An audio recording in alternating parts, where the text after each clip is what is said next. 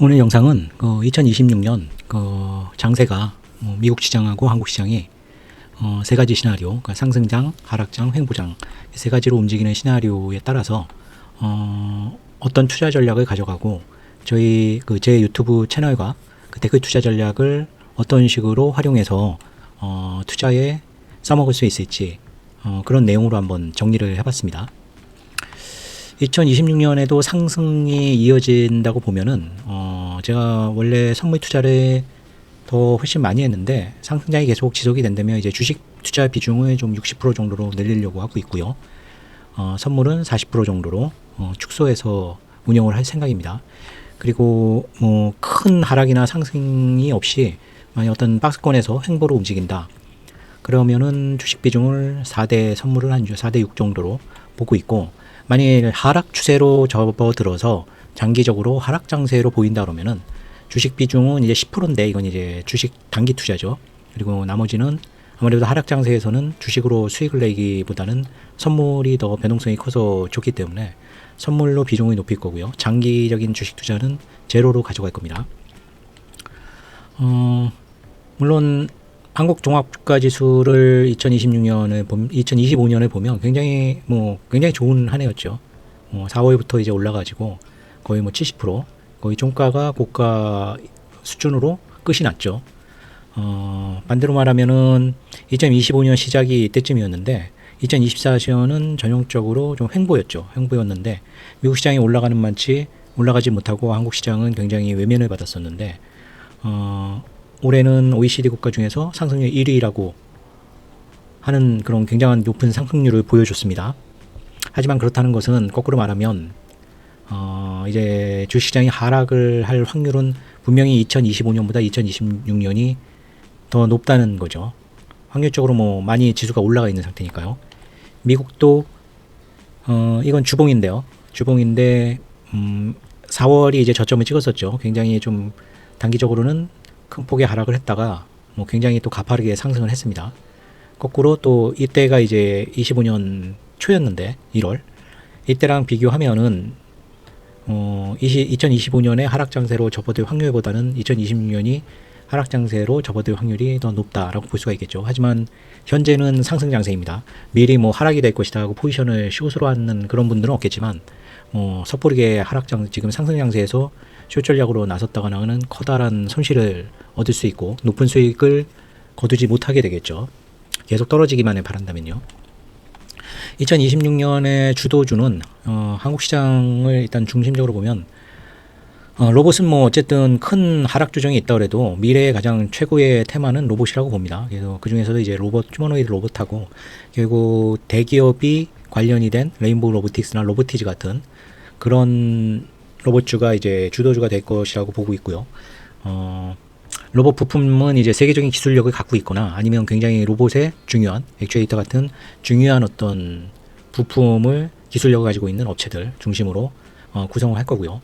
자동차가 테슬라가 로봇을 만들듯이 결국은 경쟁력 있는 자동차 회사가 로봇 시장에 상당히 많은 부분을 들어갈 것이라고 봅니다. 그래서 현대차도 한때 그렇게 좀 주가가 상승한 적이 있었지만 지금은 조금 원래 로봇 테마인 주식들보다는 상승을 못했다고 볼 수 있죠. 하지만 자동차주와 이 자동차 부품을 만드는 회사인데 로봇 부품이나 로봇에 관련된 매출이 증가되는 그런 회사들은 주목해야 될 것 같고요. 삼성전자와 SK하이닉스는 반도체 테마라기보다는 별도의 이 카테고리로 넣어야 될 것 같습니다. 삼성전자와 SK하이닉스.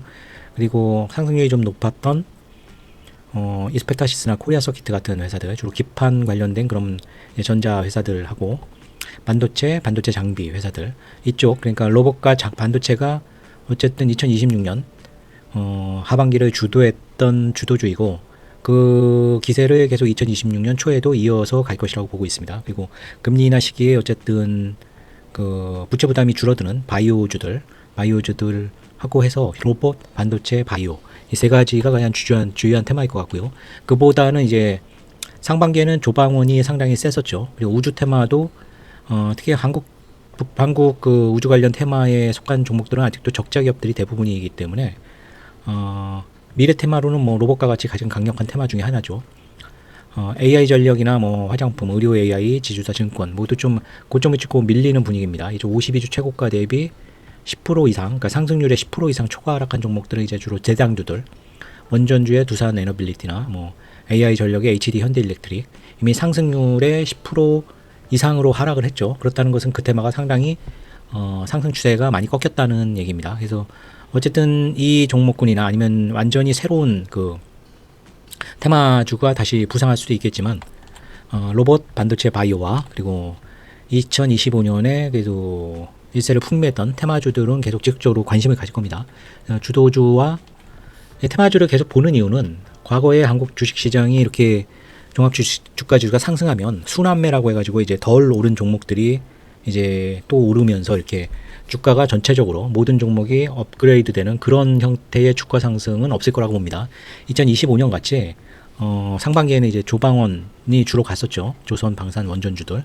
그리고 하반기에는 이제 삼성전자, SK 하이닉스 그리고 로봇주들을 빼면은 그렇게 종합주가지수가 엄청나게 상승을 했지만 상당히 하락을 한 종목들도 꽤 많고 상승에 동참하지 못한 종목들이 굉장히 많습니다. 그래서 일부 10%, 20%의 종목들이 상승을 주도하는 그런 주도주를 빨리 캐치해서 주도주의 흐름을 빨리 캐치하고 주도주 중에서도 상승률이 높은 유망한 종목을 발굴해서 매매하는 전략을 상승 장세가 지속되는 동안은 계속 해나가야 될 것 같고요.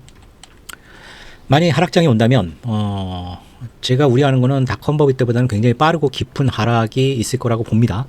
뭐 지금 이런 하락이 온다고 뭐 준비를 하거나 이것을 바로 매매에 적용할 필요는 없습니다. 하락장이 오면은 행동을 하면 되는데 하락장이 올 경우에 이런 식으로 올 것이다라는 것은 어느 정도 좀 준비를 하고 있어야 되지 않을까 하는 생각입니다.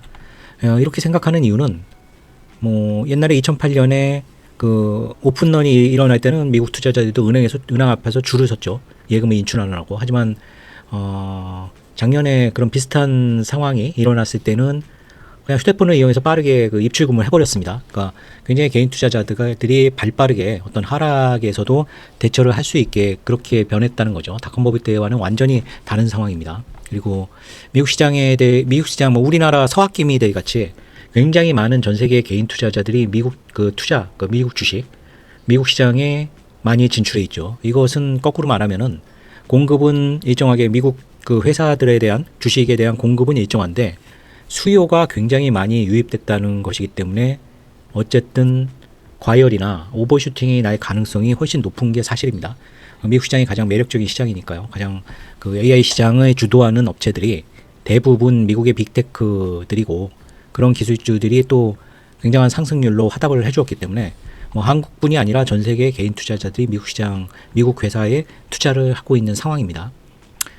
거꾸로 말하면 수요가 이렇게 옛날에는 미국 사람들만 미국 주식을 샀었는데 뭐 한 5년, 10년 사이에 굉장히 많은 변화가 생겼던 거죠. 그만큼 수요가 급속히 늘어난 거기 때문에 미국 주식이 상대적으로 과대평가되어 있다는 가능성은 높을 수밖에 없습니다. 수요가 전 세계의 개인 투자자들이 돈이 몰린 것이니까요.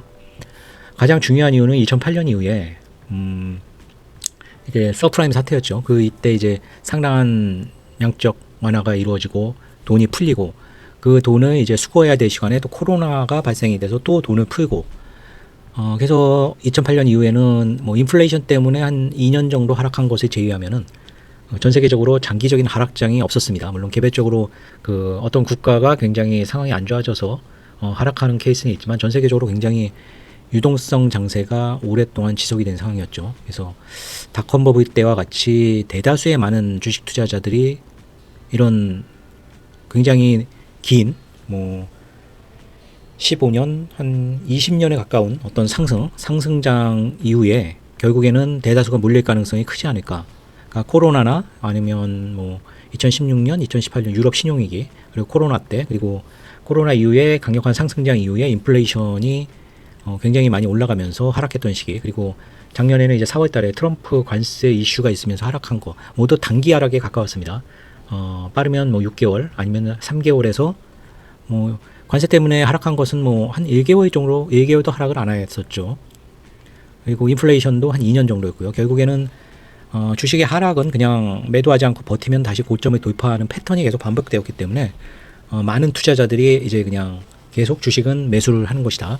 이런 투자 전략이 최고의 전략으로 각광을 받던 시기죠. 결국은 진짜 큰 장기적인 하락이 생길 경우에는 대다수가 그 하락장에 몰릴 가능성이 있고, 또 하락을 했다가 잠깐의 상승의 되돌림이 일어날 때 다시 또 올라가나 보다 하고 다시 물리는 그런 현상이 반복될 수 있을 거라고 봅니다. 그래서 이 하락장은 굉장히 위험할 수 있는 하락장이라고 생각하고 있고요.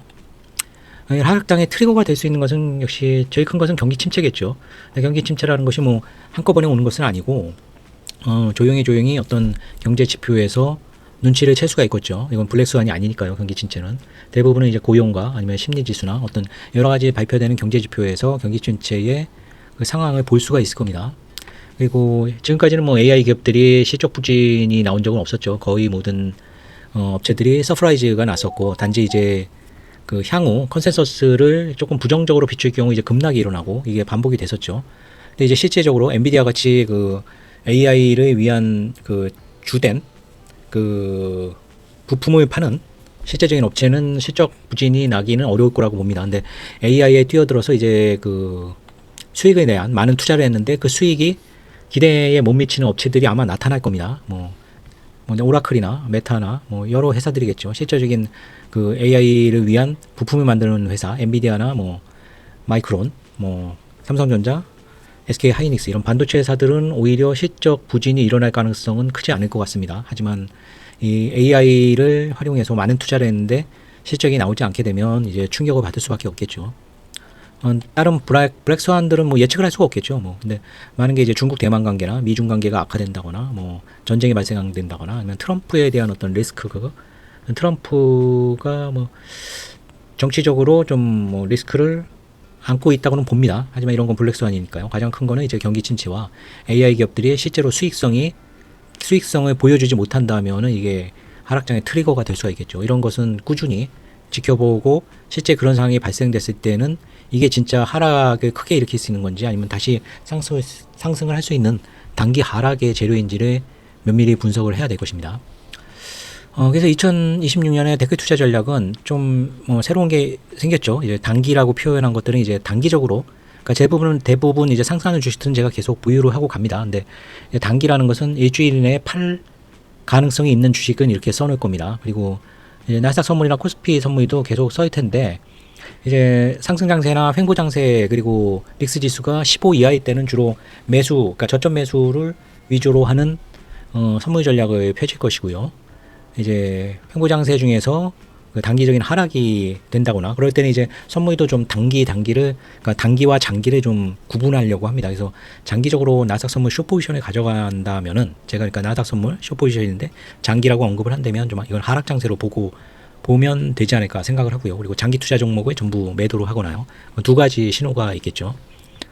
그래서 예전에는 제가 장기 투자 종목에 잔고만 올려드렸었는데 2026년에는 단기 투자하는 것도 좀 잔고나 매매 손익 같은 것들을 올리면은 만약 투자에 활용할 수 있지 않을까라고 생각을 합니다. 그래서 데크 투자 전략을 활용하시는 거는 결국 장기 투자 종목을 보유하고 있거나 아니면 단기 투자 뭐 한 10억에서 100억 정도 되겠죠. 저번에 아이지노믹스를 한 100억 정도 투자해서 한 4억 정도 수익이 났으니까요. 비중 확대하는 그런 전략으로 갈 것이고요. 당연히 횡보장에서는 주식 비중은 줄어들고 선물 투자 비중이 늘어날 것입니다.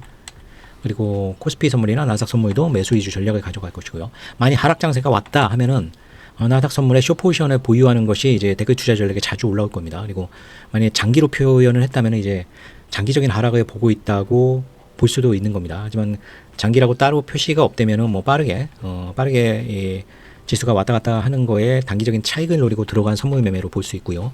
하락 장세가 완연하다고 하면 주식 장기 투자가 중지될 겁니다. 그러면 잔고가 표시가 안 나오겠죠. 그러니까 여기 이렇게 표시되는 12월 30일 보유 종목 매일 이제 끝나면 이제 보유 종목이 있는데 아마 보유 종목이 제로로 나오게 될 것입니다. 그리고 어떤 관세 이슈나 이런 그 하락의 첫날이나 이럴 때는 제가 모든 종목을 팔아버리는 경우도 있습니다. 그거는 그 첫날 하락으로 이게 장기적으로 하락 추세로 빠질 재료인지 아니면 진짜 단기적인 재료인지가 좀 명확하지 않을 때는 일단은 매도를 해놓고 다시 재매수를 하거나, 근데 그게 만약에 장기적으로 하락 이슈가 있는 악재가 발생이 된 거라 그러면은 주식 재매수를 좀 빨리 하지 않겠죠. 좀 더 장세가 더 하락하는 걸 보고 저점을 확인한 후에 장기 투자 종목은 매수를 하는 그런 방향으로 갈 것입니다. 예를 들면 이런 겁니다. 이 맨 위에 있는 게 이제 장기 투자 종목인데 보시면은 이제 직원들한테 넘겨준 이후로 종합주가 지수가 상승을 계속하면서 직원들이 좀 조정을 받을 때 그 매수를 하려는 전략들을 세웠는데 사실은 좀 실패를 했죠. 그래서 비중이 지금 종합주가 지수가 높은 거에 비하면 굉장히 적습니다. 어쨌든 종목으로 보면은 로봇주를 제일 우선적으로 보고 있고요. 뉴로메카나 레인보우 로보틱스, 자화전자 같이 로봇주가 아니었는데 어떤 로봇주에 편입되는 그런 종목들을 좀 좋게 보고 있습니다. 비슷한 종목으로 뭐 계양전기 뭐 이런 종목도 그런 거에 해당이 되겠죠. 기존 로봇주들은 뭐 이미 굉장히 많은 상승률을 기록한 상태라, 그리고 좋게 보고 있는 뭐 이스페타스나 코리아 서키트는 뭐 상승률이 굉장히 높은 상태죠. 그리고 바이오 종목으로는 리가켄 바이오나 프로티나. 근데 현재 장기 투자 종목은 그 한국의 종합주가 지수의 상승에 비하면은 편입 비율이 너무나 지금 적은 상태입니다. 이제 아래 종목들이 그동안은 별로 이렇게 제가 공개하지 않았던 이제 단기 투자 종목이죠. 뭐 일주일 이내로 보유, 위에 있는 종목들은 보시면 아시겠지만 뭐 일주일 이상 보유한 종목들이 거의 대부분입니다. 자화전자는 지난주에 편입을 했는데 편입되고 이제 편입된 당일날 좀 사고 나서 많이 올랐죠. 그래서 이런 종목들은 뭐 특별한 사유가 없다면, 하락을 하지 않는다면 뭐 이렇게 빠르게 막 매도를 하지 않습니다. 뭐 이미 오랫동안 제 채널을 보신 분들은 이게 130%까지 가는 동안 매도하지 않고 계속 그 이익을 끝까지 가져가는 전략으로 가고 있습니다. 하지만 이 밑에 종목들은 다르죠. 여기 자화전자는 이제 장기에도 속해 있고, 이거는 이제 단기로 샀는데 놓고 보니까 이제 외국인들도 매수가 많이 들어오거나 아니면 장기적으로 이건 보유해도 괜찮겠다 하면은 이제 단기 투자로 했으나 장기로 이제 전환되는 그런 케이스입니다. 뭐 이 종목은 예기자에서는 이제 10% 수익이 났죠. 이제 그날 당일부터 수익이 난 거고요. IG노믹스는 한 1월 15일까지는 한시적으로 매매할 수 있는 종목으로 보고 있습니다. JP 모건 헬스 그 일정이 있죠. 그 일정도 있고 저점이 어느 정도 잡혀져 있는 종목이라 봅니다. 시총 한 2조 정도를 저점으로 보고 있고요. 그러니까 2조가 깨지지 않는 한 2조에 가까워진 가격대에서는 매수를 하고 일정 수준 넘어서면 매도를 하는 전략으로 하고 있습니다. 그래서 단기 투자 종목의 어떤 매매 손익이나 잔고도 2026년부터는 이제 공개를 해드릴 생각이고요. 이거는 이제 단기 투자로 이제 손익 나는 것들은 이렇습니다. 아이지노믹스는 그때 이전 영상에서 한번 올렸었죠. 하지만 그 이후에도 이제 계속 저점 매수하고 이제 고점 매도하는 그런 어떤 박스권 매매 전략으로 꾸준히 아이지노믹스에서는 수익을 내고 있습니다. 산미금속 같은 거는 이제 상한가에 샀는데 그 다음날 갭이 안 뜰 경우 이렇게 작은 손실로 이제 그냥 청산 처리를 해버립니다. 셀루메드 같은 경우는 이제 수익이 난 케이스고, 산미금속은 이제 손실이 난 케이스고요. 아이지노믹스는 이쪽 계좌에서도 이제 이때가 한 40몇억 매수를 했었죠. 하지만 수익률은 적지만 이제 워낙 많이 매수했던 거라 52억이네요. 체결 금액이. 많이 매매했던 거라 이제 수익이 2억 정도 났던 거고요. 이쪽 계좌도 이제 단기로 매매한 것들을 이제 공개하거나 잔고를 공개하거나 하는 매매 손익을 꾸준히 올려드릴 생각입니다. 아이지노믹스는 이제 1월 15일까지 매매한다는 것은 이제 보유 예수가 계속 이제 15일 이후부터는 풀립니다. 하지만 이제 이때 1개월이라도 사실 이게 크죠. 338만 주가 풀리기 때문에 상장일이 12월 18일이니까 1월 18일 정도에 이제 풀리게 되겠죠. 그러면은 뭐 풀리는 그 다음 날부터 주가가 좀 영향을 받는 게 아니고 그 전 한 일주일 전부터는 이제 미리 그 물량이 풀리는 거에 감안해서 하락으로 접어들 가능성이 굉장히 높습니다. 그래서 제가 1월 15일, 그러니까 한 1월 10일 정도, 그러니까 1월 달에 한 2주차 정도까지만 아이지노믹스는 매매를 할 생각입니다. 그리고 그 이후에는 쳐다보지 않고 있다가 3개월이 지나고 이제 아이지노믹스의 주가 추이를 보면서 장기 투자 종목으로 매입을 할지는 그때 뭐 결정을 해도 되니까요. 상장 후 3개월까지는 쳐다보지 않는 것이 좋지 않을까 생각합니다. 물론 이 기간 동안에 굉장히 좋은 뭐 빅테크와의 어떤 계약이 발표되거나 이러면 뭐 이 보유예수 물량을 뚫고 상승을 할 수도 있겠지만, 그냥 현재가 재료가 없는 입장이라면 이렇게 거의 600만 주에 이르는 물량은 주가에는 굉장히 부담이 될 수 있다고 봅니다.